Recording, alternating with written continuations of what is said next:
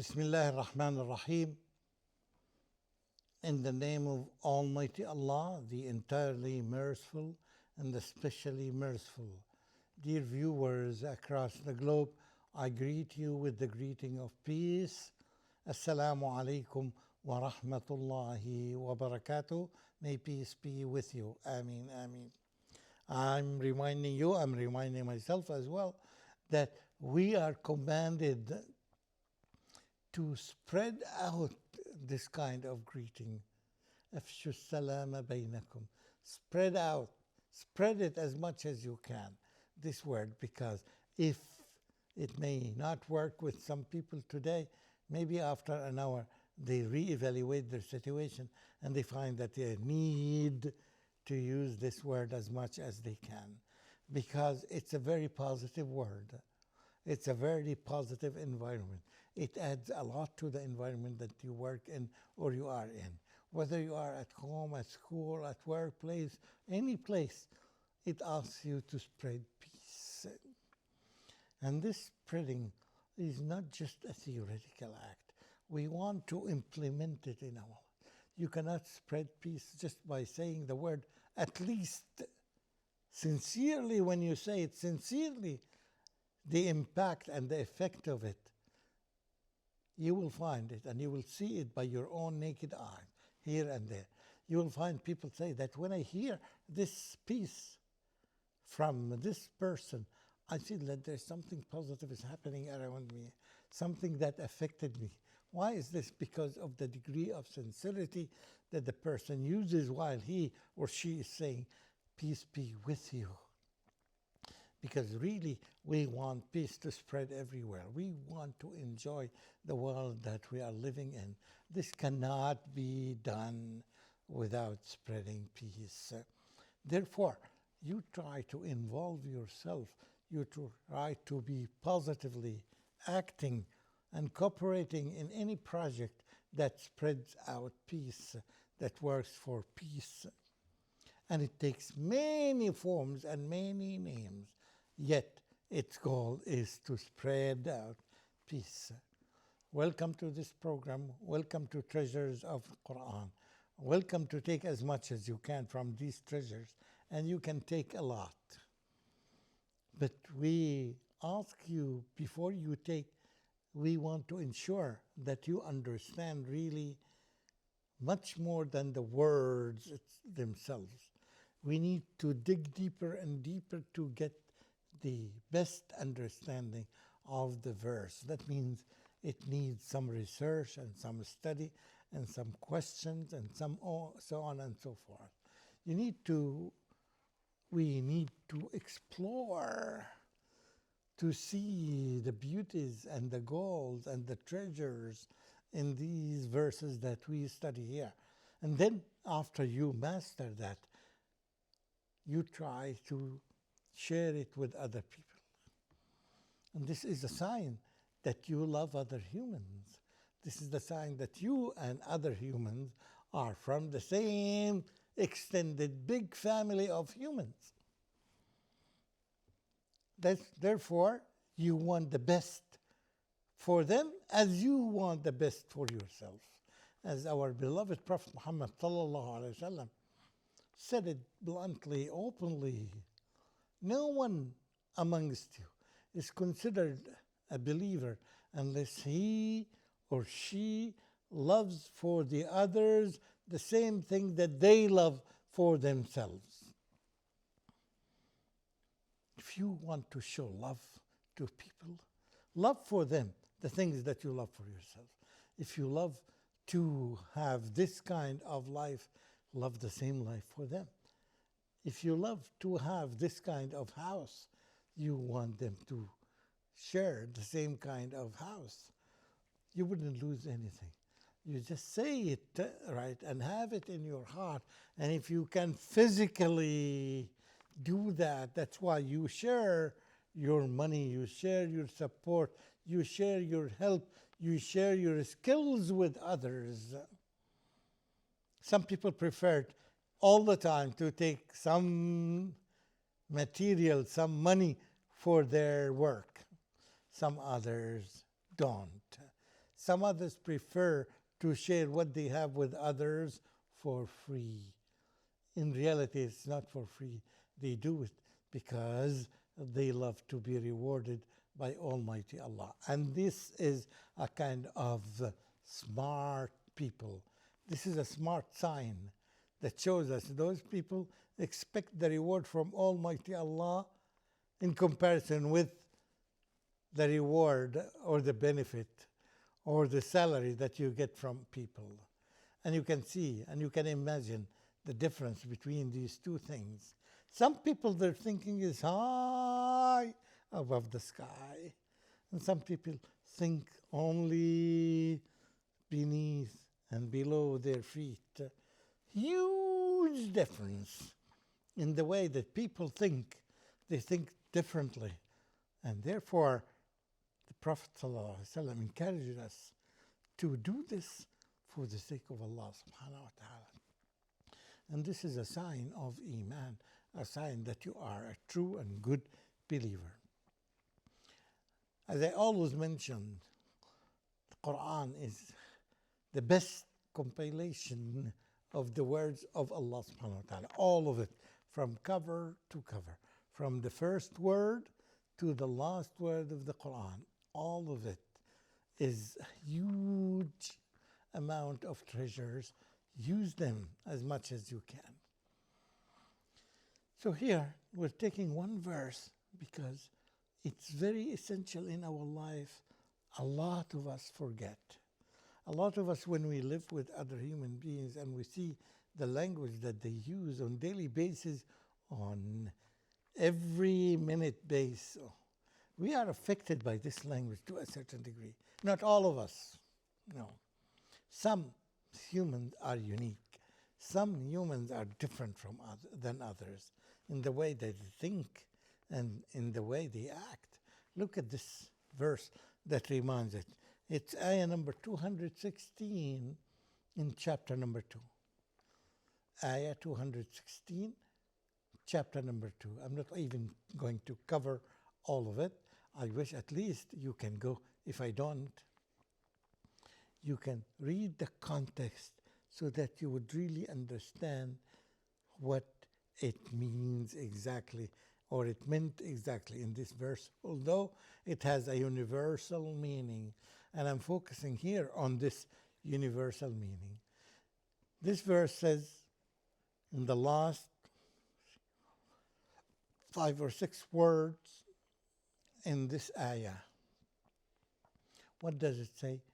أعوذ بالله من الشيطان الرجيم والله يعلم وأنتم لا تعلمون, which literally can be translated as, and Allah knows and you, all of you, don't know. This is one of the facts that we should focus on throughout our entire life, all the time. Instead of bragging and instead of being proud and instead of being some sort of happy with yourself to the degree that you ignore the truth, and all the time you say that, I know that, I did this, I have achieved this, I have done this. And Allah subhanahu wa ta'ala all the time reminds you. In everything that happens around us, all these events and incidents and everything else, Allah knows and you don't know. You don't know what is happening. You don't know the future. You don't know the wisdom behind Allah's acts. Allah subhanahu wa ta'ala knows and He decides, but you don't know. You think you know because you've got your life living like that. You think when you read a page, you know what is that. You forget. What was the intentions of the writer of this page, or this statement, or this verb, or this scientific result that they reached? You don't know, I don't know as humans, but Allah knows. Because it's Allah, the one who created me. So even before I spill out the purpose of it, Allah knows it. Allah knows what goes on in my heart. It is in my chest, inside my chest. It is still in my brain, inside my skull. It's not out there yet. But Allah knows that. Because if He does not know that, He is not the Lord of the universe. The Lord of the universe knows everything that happens with all its minute details, with every cell in my body and in my brain and in my eye and my intentions and everything. This is the quality of Allah subhanahu wa ta'ala.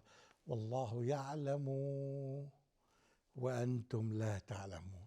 So when you get to a conclusion to anything, when you are doing any act, unless you resort and you rely upon Allah subhanahu wa ta'ala, you get lost. You get lost. Even in the things that are so close to you, you think you know them, you don't know them. Allah knows better. That's why common statement on the tongue of the believers, that means Allah knows best. Allah knows best. Allah knows best. You want to do this, you want to get this, but there is no way for you if you know that this is the best or no for you. Is this is the best car for you or no? Is this is the best school that you join or no? Is this is the best house that you arrange to buy or no? You don't know. You don't know. You should submit yourself and show your need to Allah subhanahu wa ta'ala. Therefore, before I buy this or I buy that or I take this decision or the other decision, and all the time do Salat al-Istikhara. Ask Allah subhanahu wa ta'ala for guidance. Oh Allah, you guide me. Oh Allah, you know more than I know. And if you know that this is good for me, facilitate the issue to me so that I would do it. And you know, if you know in your knowledge that cannot be exceeded at all, based on this, guide me not to do it because it's not for my benefit in this life and in this world and in the later world. You know best. Submit yourself. Show that you are in need of His support, in need of His advice, in need of His guidance. We all of us need that. If you feel that you don't need that, you are in trouble.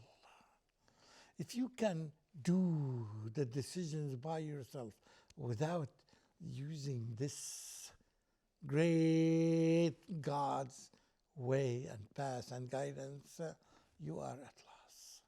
We all the time show that you need Him and you need His support and you need His guidance, and Allah subhanahu wa ta'ala will guide you more. So in any, even the normal news that you read on a newspaper, you think that you know it. You understood it. But it's just a superficial thing. It represents perhaps 2% of the truth. You don't know even whether the person who wrote this news is a true person or a false person, a liar or a true person. You don't know. Can you know? Is there any way when you see a statement, separate, isolated statement, you can make judgment on it? No. It's next to impossible. It's not an act of human being, but it's an act of the creator of humans, the Lord of humans. It's an act of Allah subhanahu wa ta'ala. So if you imagine that you can live in this world fully depending on you and your powers and your abilities, you will be a total failure. And I will be a total failure as well. The only way to get to success and to achieve successfully in this world is to when you resort, when you seek the support from the creator of this world and the creator of this universe. He's the one who can guide us. Can he guide us in every aspect? Yes, in every aspect. Small, tiny thing and in huge issues. And all the times you need to resort to Allah subhanahu wa ta'ala. And I wish that all the listeners would go deeper and deeper. And first, they go to see the context of, for example, in a fight, in a battle. Try to imagine, country is deciding to fight another country for whatever apparent reason, because they had been attacked, they had been done this, and anyway, even if the most critical situations like that, a decision cannot be made only by humans. For the believers, for the Muslims, they know that even if all the studies and all the calculations and all the people of wisdom have decided to do this, this is not enough. They have to get, you can say, the guidance from Almighty Allah, or what we say nowadays, the green light from Almighty Allah. And this in itself had happened at the time of Prophet Muhammad sallallahu alaihi wasallam. In many situations, when the Muslims decided to take revenge against their enemies who used to attack them unjustly, yet the Prophet ﷺ did not give them permission until the permission was given to them, was revealed to Muhammad by Almighty Allah. Then and only then he gave them the approval. Even in serious matters and in small matters, you all the time, you and me and everybody in this community of humans, we need to consult with Allah. We need to seek guidance from Almighty Allah. Therefore, all the time you find all the Muslims they love to say, Ihdina as-sirat al-mustaqim. Ihdina as-sirat al-mustaqim. Guide us to the straight path. Guide us to the right decision.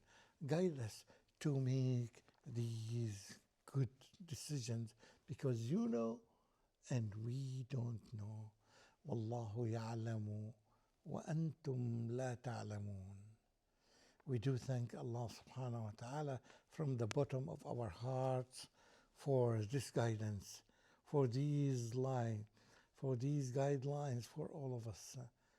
And we continually ask Him to let Him continue in our life to support us and provide us with this guidance.